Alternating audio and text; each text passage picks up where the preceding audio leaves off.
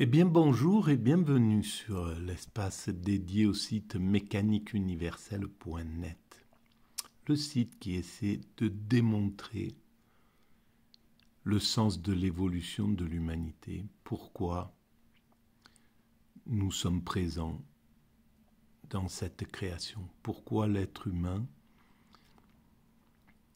est présent, quel est son rôle, quel est son sens. Voilà. Et donc, selon moi, l'humanité dans son ensemble, donc chaque être humain qui est passé et qui est présent aujourd'hui, les 8 milliards d'êtres humains qui composent l'humanité, plus les centaines de milliards d'êtres humains qui sont passés depuis que nous nous sommes séparés des autres primates pour devenir l'humanité, eh bien l'ensemble de tous ces humains qui sont nos frères, qui sont notre famille en réalité, travaille à conduire cette humanité vers son ultime perfection. Cette ultime perfection, c'est d'une part une perfection technique, la paix universelle, un système totalement écologique, la fraternité absolue, la fin des frontières, le paradis sur Terre. Alors évidemment, il faudra encore quelques siècles d'évolution, on voit bien, hein, mais là, on a vu que le monde s'accélère. Évidemment, il y a encore les pulsions de quelques dominants qui aiment la guerre, alors qu'on sent bien que c'est anachronique, que c'est fini, on arrive à l'universalité. Les jeunes, n'importe quel jeune, maintenant sur la planète, la plupart du temps, est connecté à un téléphone, à la conscience universelle. Et donc, dans quelques décennies, quelques générations, l'idée de la guerre même aura fait long feu. Et là, ils tirent leur dernière cartouche. C'est l'industrie de l'armement qui encore là, ils ne savent pas comment se débarrasser, comment faire passer cette industrie sur un autre, sur quelque chose de plus positif, utiliser leurs usines pour transformer, pour le bien de l'humanité. Mais ça viendra. C'est quelque chose qui est dans l'avenir rapide. Et donc ça, c'est la technique. Techniquement, l'humanité, il faut qu'on on la rendra, on en fera un paradis. C'est-à-dire, on n'impactera plus du tout la planète. Nos idées narcissiques de grandeur, de tout bétonner, etc., va se réduire parce qu'on comprendra que le sens de l'humanité n'est pas là. Mais il fallait passer par là pour retrouver le sens de l'humanité. Il faut arriver à faire que l'homme, sur cette planète, se sente et écarter tous les dangers possibles. Et donc, il fallait accéder à la technique, parce qu'il va falloir pouvoir penser les grandes catastrophes, par exemple climatiques ou quoi que ce soit, ou les grandes catastrophes comme les tremblements de terre. Bon, voilà, il faudra que l'homme finisse par en comprendre toute la mécanique pour qu'il se sente en parfaite sécurité sur cette planète. On arrivera à ça. Il faudra encore 2, 3, 4, 5 siècles, peut-être davantage, peu importe. L'humanité, elle a le temps en réalité. Et on parviendra à cette sécurité qui est là pour amener la sérénité, pour amener la tranquillité d'esprit qui est nécessaire pour atteindre l'extase. Parce que c'est ça que cherche à atteindre l'espèce humaine. C'est atteindre cette extase qui est la fusion avec le divin. Et nous allons vers ça. Évidemment que si un homme est posé dans un monde entièrement paisible, plein d'amour, en paix, où il n'a pas besoin de se battre pour travailler ou d'aller travailler ou de faire. Il est juste, on lui offre juste les moyens de contempler. Tout est à sa portée, tout est gratuit.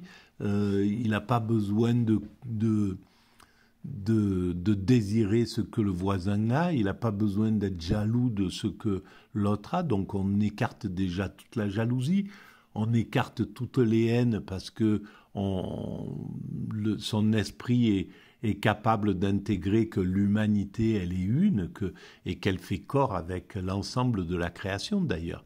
Et bien, à ce moment-là, après 2-3 générations d'enfants éduqués dans ce sens-là, c'est fini. L'état d'esprit haineux du racisme, de l'antisémitisme, de la xénophobie, tout ça, ça disparaîtra évidemment. On parviendra à cet état-là, évidemment. Et donc, arrivé dans cet état, un être humain qui serait plongé dans un monde comme ça, où il n'y a plus de frontières, il n'y a plus de crainte, il n'y a plus aucun homme qui représente un danger pour lui. Tous les hommes sont pacifiques, ont été pacifiés, entièrement pacifiés. C'est pour ça que sur la mécanique universelle, j'écris les 3 grands travaux de l'humanité que nous réalisons sans en prendre vraiment conscience. C'est la maîtrise progressive du comportement, la maîtrise progressive de l'environnement et la maîtrise progressive du questionnement. Et on travaille tous à une échelle, n'importe laquelle, on travaille à un de ces 3, ou aux 3, de ces 3 œuvres, de ces 3 travaux d'Hercule, en somme. Parce qu'on le fait en plus gracieusement, voilà, dans cette chose-là. Et tous, c'est valable pour l'Indien perdu en Amazonie, qui va... où Claude Lévi-Strauss va rencontrer Claude Lévi-Strauss, et ensemble, en fait, ils apportent quelque chose à l'humanité, qui est la connaissance de notre passé, la connaissance des connaissances dont on aurait totalement ignoré. Donc, la tribu indienne qui a résisté à tout un tas de choses pour offrir à l'humanité à un certain moment ce dont elle a besoin, eh ben, elle agit exactement de la même manière. Elle fait le même travail que l'anthropologue qui va l'étudier. Celui qui a une pathologie psychologique et qui l'amène à soigner à Freud, eh ben, il apporte de la même manière, c'est un travail conjoint. Le thérapeute et le malade travaillent pour l'humanité, tous les deux ensemble. Et on n'est pas conscient de cette chose-là. On gratifie pour l'instant qu'une seule personne. On va gratifier Freud, on va gratifier l'anthropologue, on va gratifier l'écrivain qui écrit sur le mendiant, sans comprendre que le mendiant et l'écrivain qui écrit sur la mendicité travaillent ensemble, en fait. Ils participent tous les deux exactement au même niveau, à la même... à faire évoluer les mœurs, la conscience, l'état d'esprit, l'intelligence de l'humanité, la connaissance de l'humanité. Donc, on ne comprend pas encore que chaque être humain travaille à cette humanité à égalité avec les autres. Les 8 milliards d'êtres humains que nous sommes, que ce soit un intouchable en Inde ou un milliardaire aux États-Unis, ils donnent exactement la même chose à l'humanité, c'est-à-dire entièrement leur existence. Du début jusqu'à la fin, on donne tous notre existence, qu'elle dure une fraction de seconde ou qu'elle dure 100 ans ou qu'elle dure peu importe, on aura donné toute notre vie à l'évolution de l'humanité, à ce grand chemin que parcourt l'humanité pour atteindre un point dont on ignore ce qui va se passer dans ce point-là, quand l'humanité aura atteint sa perfection, quand l'ensemble humain aura atteint ou sera en totalité d'amour. Qu'est-ce que va donner cette puissance d'amour quand dans ces 300, 400, 500 ans, l'humanité aura atteint son ultime perfection et que ce ne sera plus qu'une espèce d'amour, en somme. Qu'est-ce que ça va ouvrir comme porte? Qu'est-ce qui va se passer? Qu'est-ce qu'on aura compris? Mais ça, on ne peut pas le déchiffrer aujourd'hui encore. On ne peut pas le comprendre. Mais on peut comprendre notre sens. On peut comprendre que tout ce que nous faisons vient pour cette humanité. Et là, je vais m'appuyer sur cet ouvrage d'Omar Khayyam, qui est une pure merveille. Chacun des quatrains que je lis, c'est hallucinant d'intelligence, de puissance. Et bon, ça correspond à ce monde, hein, c'est-à-dire au monde, à l'époque où il l'écrivait, il y a 1000 ans. Il faut bien resituer ça il y a 1000 ans. Et là, on va apprendre ce texte. Ils sont écrits souvent sur deux façons différentes, A et B. Mon arrivée en ce monde fut inutile au ciel. Mon départ n'en accrut ni l'éclat ni la gloire. Mes deux oreilles n'ont jamais ouï dire de quiconque le pourquoi de cette venue et de ce départ. Je relis le B. De mon existence, ce monde ne tira aucun profit. Ni son éclat, ni sa gloire ne s'en accrurent. Contre notre gré, nous partîmes sans savoir pourquoi cette venue, pourquoi ce départ. Il y a 1000 ans qu'il écrit ça. Aujourd'hui, on peut... ce qu'écrit la mécanique universelle, c'est justement peut-être une façon de répondre partiellement à cette question. Pourquoi il est venu Omar Khayyam? Pourquoi il est arrivé?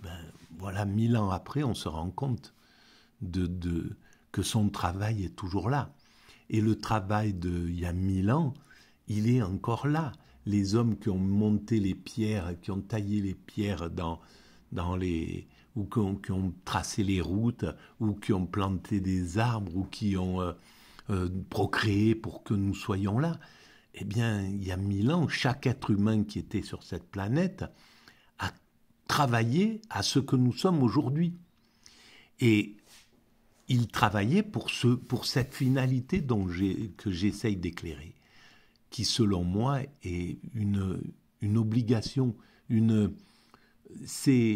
n'a pas le choix. On n'a pas le choix que d'atteindre un autre choix que d'atteindre notre ultime perfection, que d'aller à la fusion avec le divin. On n'a pas d'autre, il n'y a pas d'autre échappatoire en somme. L'humanité, elle est obligée d'aller dans cette voie et elle ira tranquillement, doucement, voilà, avec de la façon dont elle sait le faire, c'est-à-dire encore pour l'instant avec la guerre, le conflit, l'antagonisme, mais dans 200 ans, c'est fini ça.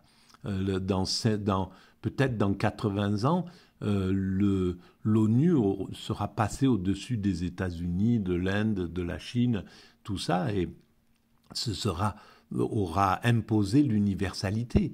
Et donc, les Américains et les Chinois et les Européens et les Africains seront élevés avec la conscience qu'ils appartiennent à l'humanité. Mais bon, il aura fallu que l'Occident paye les dégâts qu'il a commis, comme tout le monde. Hein. C'est comme partout, comme on fait payer ceux qui ont commis des crimes. Ils payent. Aujourd'hui, ceux qui commettent des crimes aujourd'hui, quels qu'ils soient, hein, même si c'était les victimes d'hier, ils payeront, ils rembourseront ce qu'ils ont commis, ils seront condamnés, ils seront critiqués, ils seront obligés de faire leur mea culpa. Les enfants des criminels, comme ce fut le cas avec les nazis ou ailleurs, ben, c'est comme ça que ça se passe dans l'humanité. Personne n'y coupera.